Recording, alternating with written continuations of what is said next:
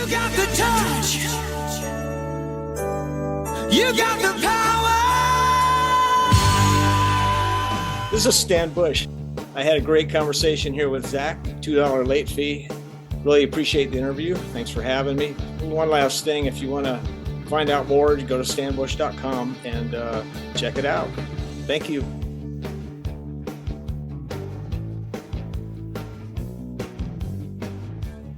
Mr. Stan Bush, there are a few bucket list guests I've wanted on my show for the past several years. I've been doing this show for 6 years now, and you have always been at the top of my list to have on the show. So it is an honor to have you on $2 late fee. Oh, it's my pleasure. Glad to be with you. This is an exciting time, especially for you, because you have a brand new album out, and which is tripping me out because you released the album. It's called Born for Battle.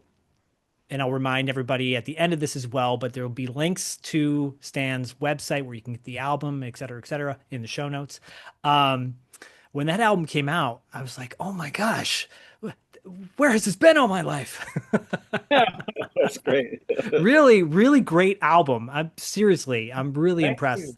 Yeah. Thanks so much. Nice to hear. Appreciate that. Yeah. Can you talk a little bit about like how that all came to be?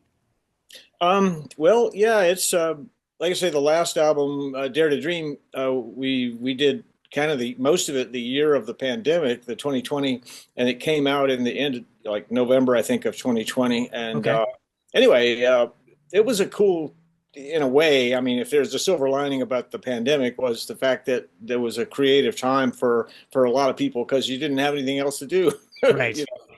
Anyway, but so that album came out, and we were happy with it. And let's see, and it took since then really almost 5 years to write and record the new one.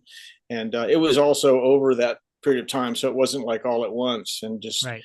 2 or 3 songs a year, maybe, Wow. or possibly more. But anyway, various creative spurts and whatnot. It's nice to have literally no clock on the wall. My producer, he works out of his home as well. Garage studio, and Holger Fath. He's great. He's a great guitar player, and he does all these cool keyboard things, and he's my best friend. So, we've been doing this a long time together. Oh, that's awesome. I will say, you can speak specifically to this. Times have changed quite a bit over the course of 40 years as far as recording albums are concerned. I have a really good friend of mine who owns Westlake Studios here in Los Angeles, and I've recorded some things there as well because I'm a singer and a songwriter. And he's played me old demo tapes of various artists from back in the day, and versus now, and what a difference it is to go into a garage. Well, quote unquote garage, but it is a full on studio now, right? Yeah. They've really got it down. I mean, it's, the equipment and so forth. I mean, it used to cost, $200,000 to make a record, 150 anyway. My first 2 albums were probably around that, over $100,000. But when you have a studio engineer, producer, studio musicians, all of it, you're talking about a couple of $100 an hour. So literally Right. You're freaking out every minute, that you're, oh no, we got to get this now. And Right. so it creates a sort of a, you don't have time to experiment and whatnot. So. Yeah. Nowadays it's lay a track down, lay multiple tracks down, delete that one, delete this versus everything on tape and whatnot. Scrap it all and start a new direction. And 2 days later, Right. Yeah. You've got 11 songs on this record. And personally, one of my favorites is Prisoner of the Heart. I'll always be a prisoner of the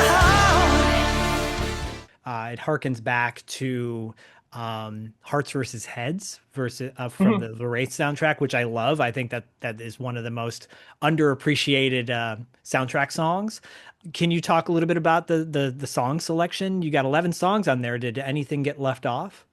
Well, the one you mentioned, "Prisoner of the Heart," is really a love song. It's about the only one I think on the record. I mean, a lot of stuff is about sort of battle.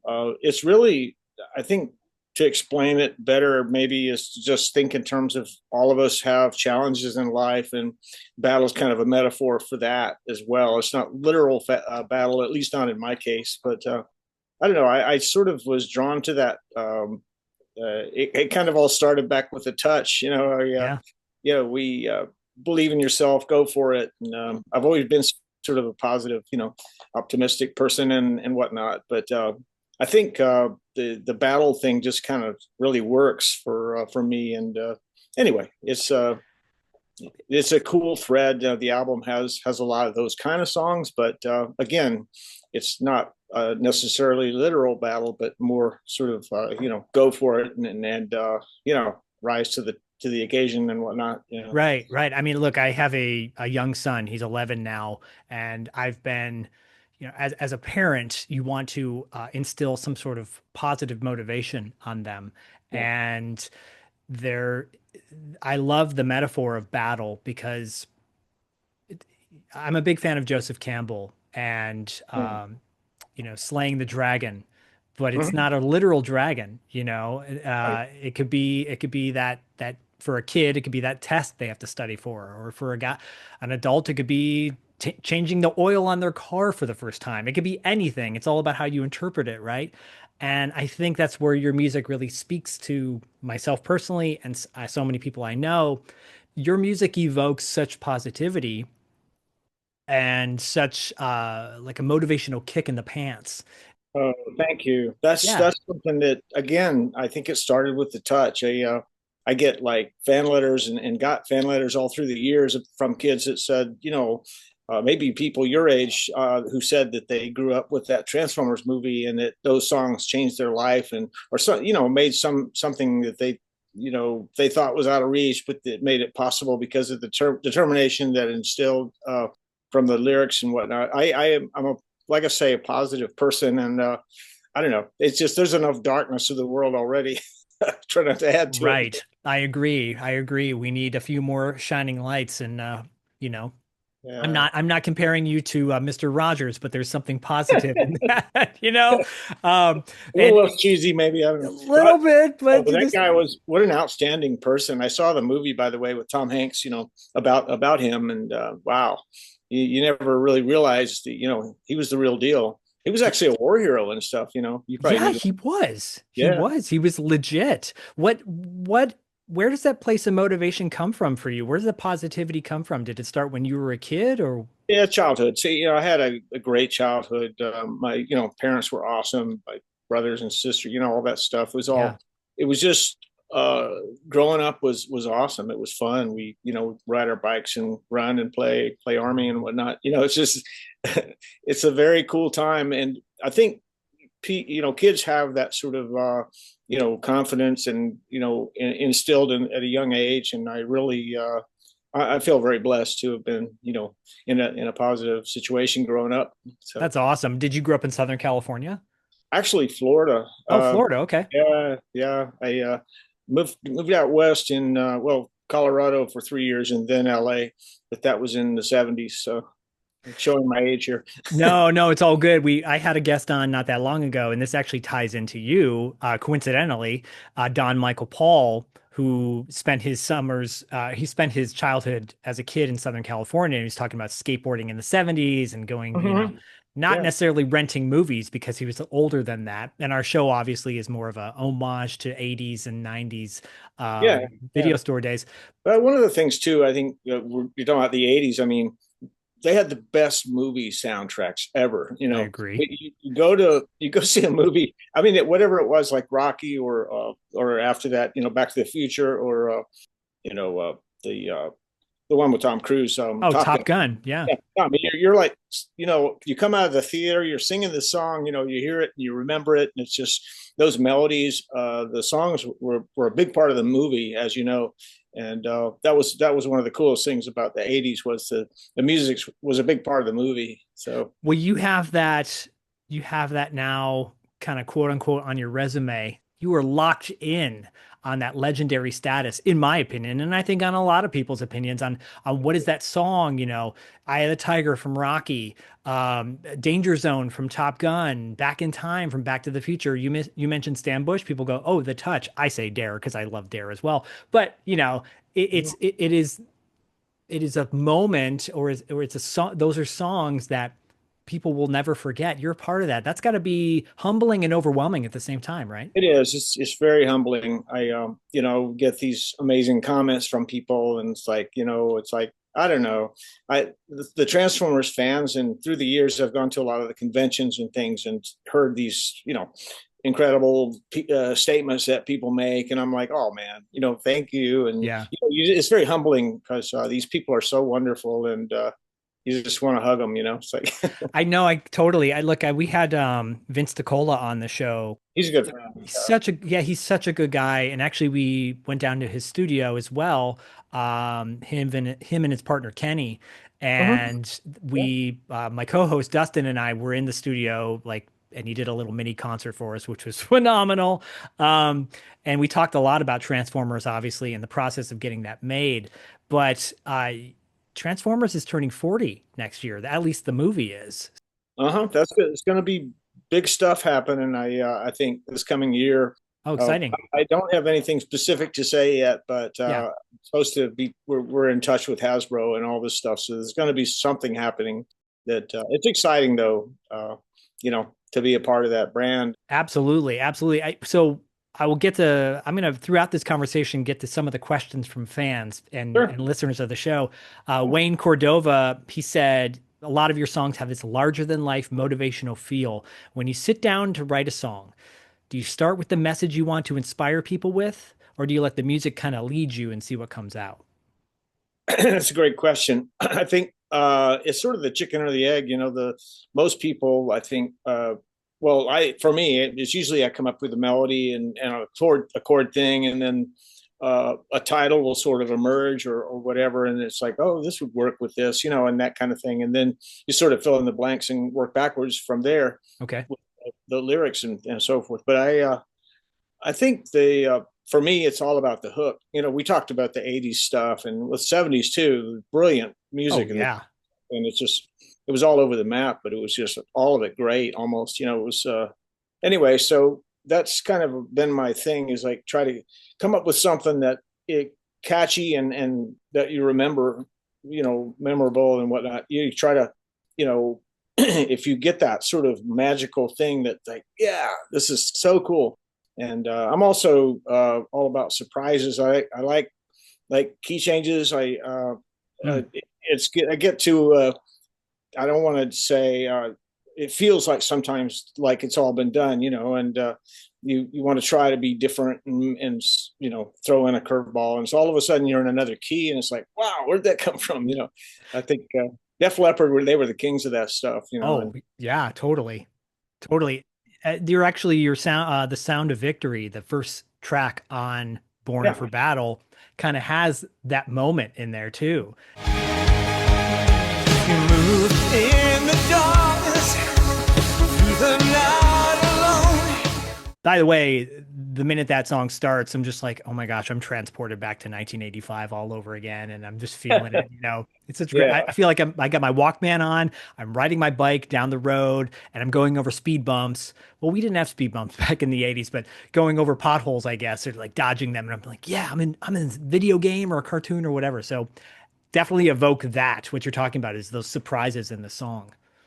Yeah, thank you. Yeah, it's fun. It's songwriting is kind of like a puzzle, and it's hard to come up with something that you really after a while you're like, does this really that good? Or you're always like, I'm always questioning myself, and I it's hard to if something's not really killing me, then I don't finish it. I'll just kind of like, okay, well, maybe mess with that later. Yeah. But you know what I mean? It's Yeah, I totally do. I totally do. And you had said something that sparked actually a question from another listener, fan, and friend of mine, David Ullman. He actually has two really great questions, but I'll ask this first one. okay. He's curious who some of your favorite singers or bands. You mentioned Def Leppard, but any favorite like singers or bands back in the day? I've always loved Don Henley. I think he's brilliant, great Mm, songwriter. And Foreigner was always one of my go-to bands back in the day. I mean, their stuff was really 70s, but I mean, Lou Gramm in his prime, nobody could touch him. The guy was an no. amazing singer, and so I think their stuff influenced me a bit and quite a bit. And before that, of course, the Beatles and Led Zeppelin, and I was like I say, back in the 60s and 70s, they Yeah. had these Motown was a really big thing, and like those songs were so good. You know, it's like soul music or whatever you call it, but Yeah. you know, I love that stuff. I mean, you heard it through the grapevine or something. It's like just magical. And what's cool about it too back then is you'd hear on the radio, you'd hear like a Jimi Hendrix song, and then the next thing would be "Bridge Over Troubled Water" or something. You know, Right. all time, or you know, something like or America or whatever, Eagles. You know, it was all good stuff. But we have that on a constant thread in our house. It's if it's not 80s, it's 70s, kind of lighter rock. And Yeah, yeah. you know, you mentioned Don Henley. I didn't know, by the way, that Randy Newman played keyboards on Sunset Grill. Oh, I Uh, didn't know that. yeah, I Yeah, just found that out the other day. I was like, my mind was blown. yeah. I have to ask you, you mentioned Led Zeppelin. Are you familiar with an artist named Terry Reid? Does that sound familiar? Oh, yeah, yeah. I remember. Yeah. Yeah, so Terry Reid, the fabled story is that he turned down being in Led Zeppelin to do his solo stuff. I didn't know that. Yeah, so he actually became he just passed away not that long ago, sadly. But he became a friend of mine. That's a longer story for another conversation, but that's another underrated, underappreciated artist for sure. But Hmm. you mentioned Lou Gramm. I can see elements. I can, you know, you're mentioning these bands that influenced you, Foreigner, for example, and I'm like, oh yeah, I could see. When Lou Gramm left the band, they actually called me to audition. They flew me to New York City and put me up Really? at Central Park, and I auditioned with them, and it was cool. It went well. And also, when Journey broke up, I worked with just briefly. We wrote some stuff together. Yeah. Anyway, Really? Wow, that's a trip. Okay. so I've been around the block a little bit. Some also the guy who wrote all the Brian Adams hits co-wrote. Yeah, worked with him too. I mean, it's just, you know, it's very cool to be. I did a lot of big stuff back in the '80s and stuff in the '90s. I mean, where I was sang on Alice Cooper's record and other things. I was a studio singer, so I did a lot of commercials too. I was the voice for Toyota trucks and Oh wow. Okay. beer and all this. They're looking for the beer voice thing. Yeah, nice. It was That's cool. that's fantastic. So do you know Jeff Soto? Does that name sound Oh yeah, familiar? yeah, great Okay, singer. Yeah. so He has a journey. Yeah. yeah, I mentioned Don Michael Paul earlier, growing up in the 70s, right? He made a movie called Rich Girl in 1991, Mhm. and you wrote a song for, or did you co-write that song? I believe it's called Love Stops the Hands of Time. Oh yeah, yeah. Love stops the hands of time. We can last forever, or at least tonight if we try. I did co-write that. With Jeff Soto? Jack Ponte and Okay.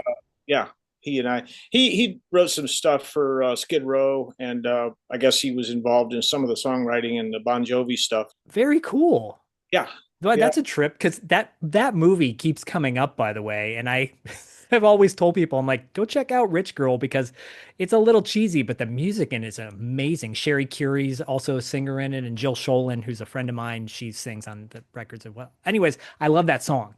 Oh, that's cool. Yeah, it's a good song. I remember that one. You mentioned, you know, your back in the day recording things. Friend of the show, Chris Mayak asks, what is your favorite song or songs from your 1983 solo album? Oh my, that's going way back. Yeah, he goes way back. Yeah, I came out here with a band from Colorado, and I think I mentioned that the band was Yeah. called Boulder. We did one album, and then after that, the couple of the guys in the band went on tour with Warren Zevon as his backup band. But I Oh, was sort of cool. thrust on my own at that point, and I got an Wow. opportunity to do a solo album, secret project thing at the old Doors, our Electro Asylum Studios, where the Doors recorded, and Cool. on La Cienega there. Anyway, but that album became my first debut album, the one Stan Bush album. with on CBS Records. But those days were crazy. I mean, it was like I didn't know what to do. It's like I was probably 30 or something then, but maybe a little younger. But that was I didn't. If I could go back to what I know now, with it's always that way, isn't it, right? Totally. It's that, it's a constant thread in our family because we want to go back and relive these moments that we had with our son, but you can't get those moments back. You got to Uh, cherish them and move forward. you asked me about a song. There was a ballad called "Time Isn't Changing You." That was a cool song. Time isn't changing you, aging you, still young. So Chris Mayak, he's got a depth of knowledge when it comes to 80s and 90s material. So him asking that question does not surprise me. Yeah. Like, I And bought your album. Oh, you were the one. right. And I encourage everyone to go out and get Stan Bush's new album. Links are in the show notes, and I'll say that again at the end. You had teased on Twitter or X or whatever you call it that there might be an album, a vinyl version of this album gonna get Well, pressed. yeah, the fellow that I'm working with for management, he did sort of a little informal poll to see, like if a certain number of people might be interested in buying a vinyl album. Yeah. And I'm considering it. I need to check into it and see if the numbers make sense, but I know there are a lot of people who really are into vinyl, and I am very happy with the new album. It's actually reviewed real well, and it's doing good. So Well, it's gonna continue to get good reviews from us because I love it, and I would love to have a vinyl version. I'm a total vinyl head, and that's great. cassettes too, but that's another story. They don't sound as good, but they're easy to transport. So, Sure. you covered "Thunder in Your Heart" on one of your solo records. Yeah. Cause there's thunder in your heart. Every move is like lightning. It's the Any reason why? Like it just because you like the song, or Yeah, it's the guy that I co-wrote "The Touch" with, Lenny Macaluso. He and I still write together to this day. We've Okay. written so many songs. Every album's got at least two or three or four of Lenny's co-writes, with me. cool? And but yeah, he wrote "Thunder in Your Heart," and there was some kind of thing that came up where it was a commercial in Australia or something, and so we did a version of that song. And I was thinking, wow, this is a really good song. Yeah. Maybe I'll do a full version of it. So I recorded a full, whatever, 3.5 minute song, 4 minute song, and it came out really good. So It sure did. I highly recommend people check that as well out. Actually, you can get all your CDs on your website, so oh yeah, yeah, everything there. Do you personalize those CDs, by the way, if people request that? absolutely. Oh, sweet. Okay. Yeah, 15 albums now. This is number 15. So Amazing. I know where did the time go? It's crazy, right? We have a box set of 10 that you can get, so Yeah, that box set looks amazing, by the way. thank you. Thank you. So David Ullman had another question that I thought was really relevant and wanted to bring up because it ties into a lot of the movies we've covered on the show, Uh-huh. specifically Bloodsport and Kickboxer. And he's thinking about like the songs Fight to Survive and On My Own. on my own tonight. How did you get brought to those projects, or how did you get brought to Bloodsport? Actually, they called me. Yeah, they were recording the soundtrack for that, and Okay. so they hired me to sing. A hired singer to do 3 songs on each of those 2 movies, 3 in Bloodsport and 3 in Kickboxer. Yeah, Lenny actually wrote one of the Kickboxer ones called "Never Surrender." That's a really good song. sure is. Never surrender. Never say die. You got the heart of a hero. Paul Herzog, who wrote the score for the movie, I think he was the one who reached out, and but yeah, those songs are really good. The Bloodsport is still, that movie still holds up to this day. It's I agree. Like, wow, it's a good movie, and I met him a few years after I did those movies, and I was playing at this big outdoor bar in Woodland Hills. You probably heard of it, Sagebrush Cantina. Oh, I love that place. Yeah. I played there for years. Oh, really? Oh, Yeah. how did I miss Anyway, that? Van Damme was there with his entourage, and the security guys were giving him a hard time. And I said, "Oh, let this guy in."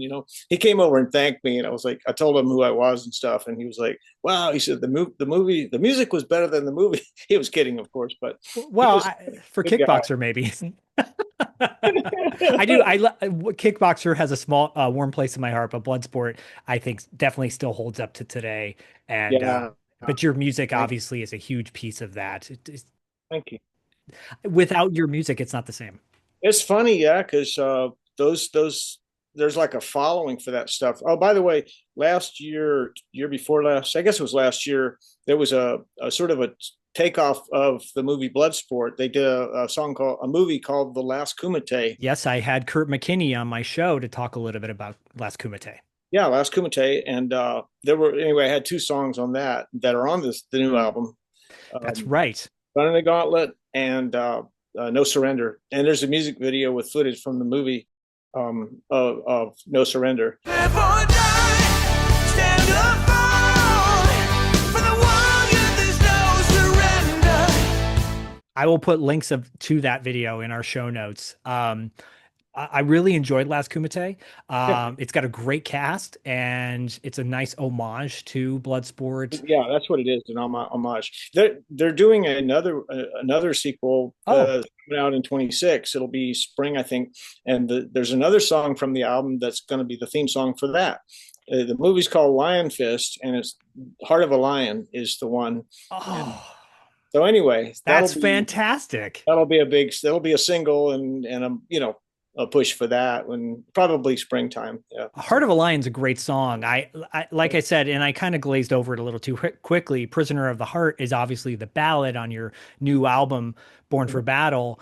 Um, and I'm a sucker for ballads. I'm sorry. It's like I think that's why Hearts versus Heads on the Wraith soundtrack always stood out to me. But Yeah, you're a romantic. What can you do, man? hey, what do you got to do? I'm cheesy too. I love all that good stuff. I'm excited. Heart of a Lion is actually the track that precedes Prisoner of the Heart. The heart of a lion, the warrior's iron fist.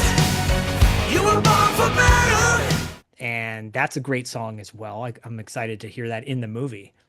Thank you. It's going to be cool. I haven't seen the movie yet, but we'll probably do another music video and certainly a single of Heart of a Lion. So Exciting. that's something cool to look forward to, and give a little advance notice on that. Yeah, So, no, an exclusive here perhaps. So friend of the show, personal friend Corey Stevenson hosts a show with me called Podcasting After Dark, and he's been on $2 late fee as well. He wanted to know what your thoughts were of Mark Wahlberg singing "The Touch" in Boogie Nights. You got the touch. You got the power. oh, that's just funny. I got a story for you. I was in a Transformers convention maybe 5 or 6 years ago in Providence, Rhode Island. Anyway, Mark Wahlberg had just come off of doing a panel, and he was walking backstage, and I said, "You got the touch." He turned around and said, "How did I do?" And I said, "It was great." He comes over a couple of minutes later with his phone, and we start singing together like a couple of drunk guys, after all is said and done. Anyway, he puts it on his social media, and it blows up, Of and it was course. very cool. He's a nice guy. Oh, that is amazing. I love to hear that story. I love that. When that song popped up in the movie, Yeah, Boogie Nights is an interesting film because I watched it by yeah, myself and I watched it and I left going, I don't think I like that movie. And I've only done this 2 times in my life. I literally turned around and went back into the movie again to watch it for a second time. And by the second time, I was like, this is a masterpiece. yeah. So when your song comes on, it is so it's such an uplifting breath of fresh air moment because you're like, oh, okay, we can laugh right now, because Yeah, the yeah. movie has those ebbs and flows, right? It was deliberately funny. I mean, it was a spoof on the '80s, Of basically. course. Yeah. Yeah, It's but perfect. yeah, it was perfect. So So was that song originally supposed to be in Cobra? Yeah, well, that's yeah. Lenny and I wrote the touch originally with Cobra in mind, and we pitched it for that movie. But in the record label I was on at the time, they came and said, "Oh, we got the touches in this animated film about robots," and I'm like, "What?" Anyway, little did we know that it was going to become this huge worldwide phenomenon. It's like pretty cool. Yeah, it's amazing. The Scotty brothers produced that Yeah, record, right? that was it. Uh, I've heard stories that they're interesting people to work with.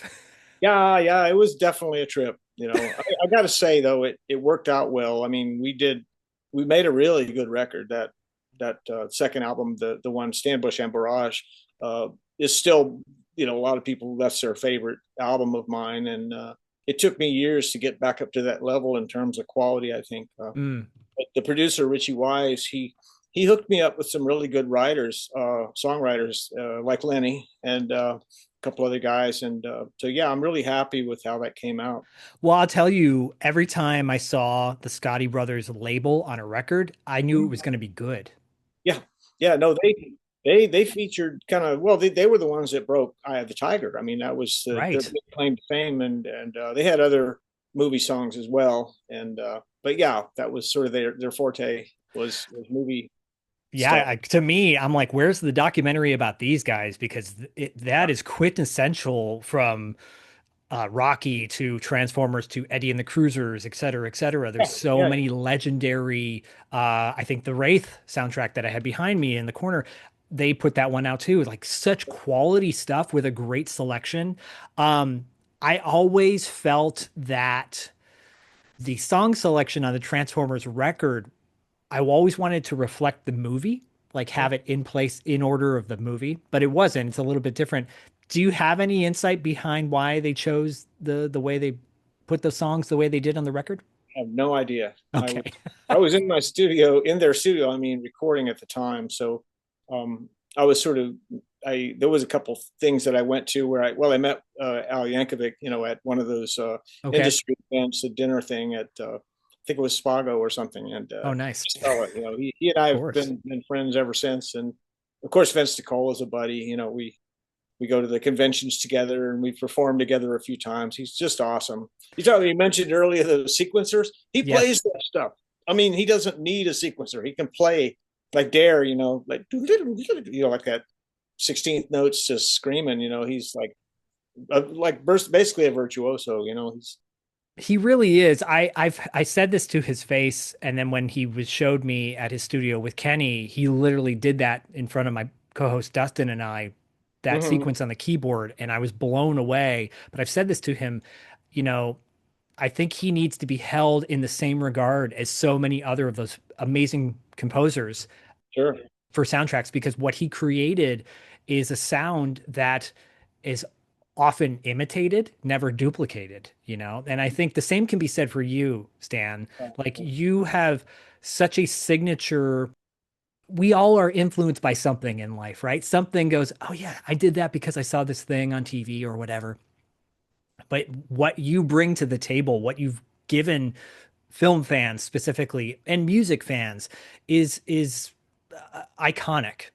I don't No, mean to like totally put you on a pedestal. Well, yeah, you deserve to be put on a pedestal and praised. no, thank you. No, it's been fun. I've had a good time. One of the things you probably knew about, but I did win an Emmy in 1996. Well, it was in Right. '97. The year was '96 that the show aired, and then that same year I had a song in the U.S. Olympics broadcast on NBC where the swim team had won all these gold medals, and there's a song "Capture the Dream" was on there, and Capture the dream, give it all for the team.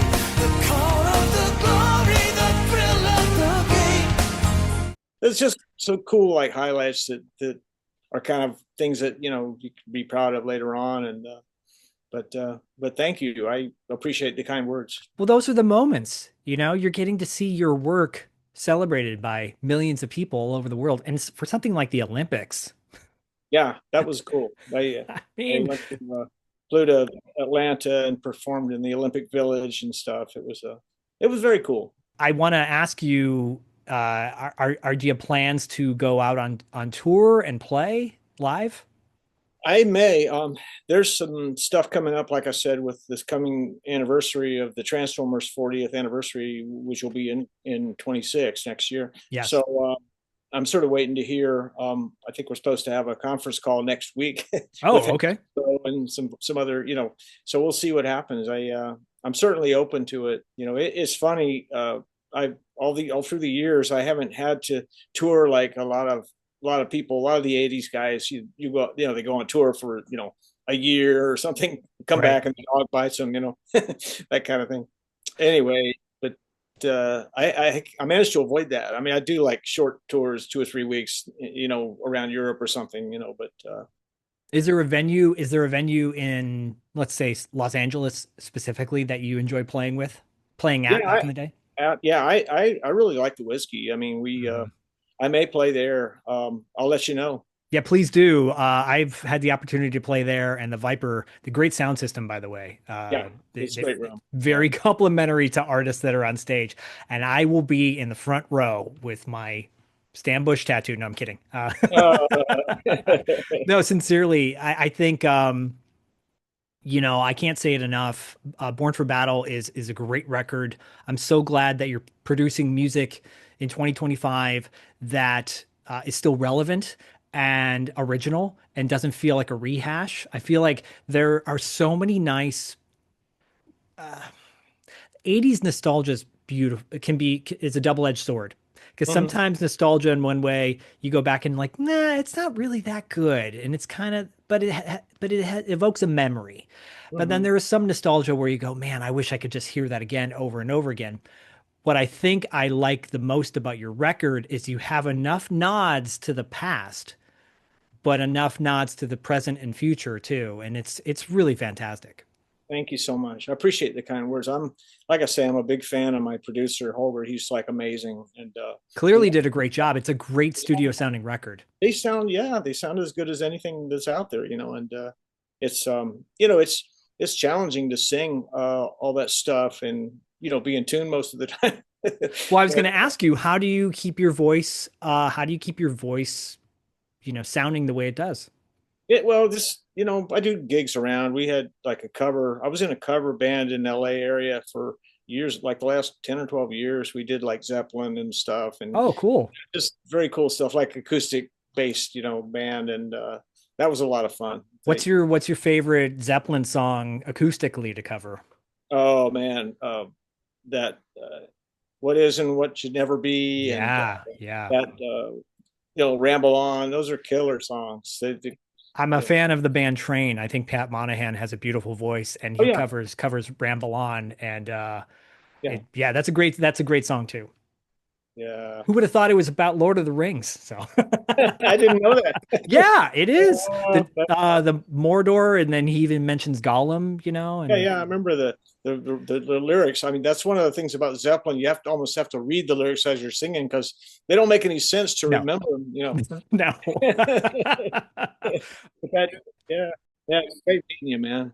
Yeah, likewise, likewise. I got to ask you one more thing vocally.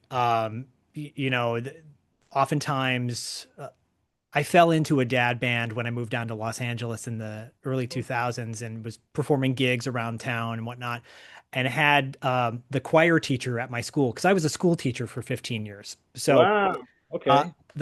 and I taught kindergarten, but during my lunch breaks, I would go to the choir teacher and hang out with him because he sang with Dream Theater for a little bit. And so he would help me with vocal techniques like putting a dictionary on my belly and trying to get it to rise and fall. Um, are any sort of techniques that you would recommend for singers to preserve their voice? Put it through the wall. No, Okay.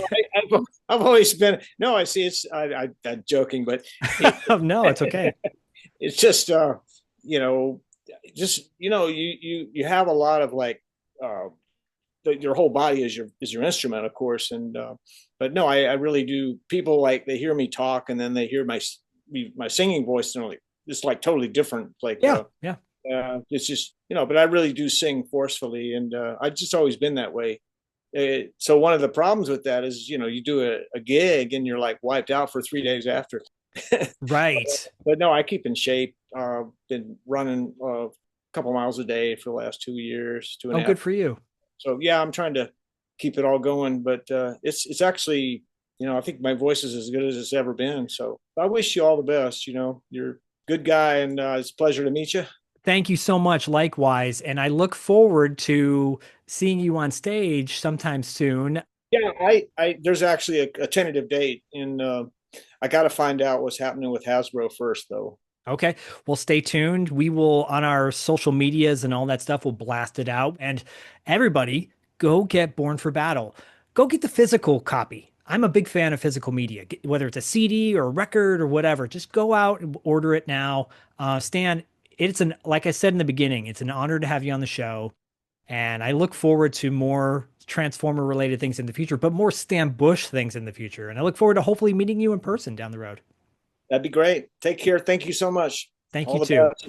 Thank All you. right. Sound of victory, nothing to stop you now.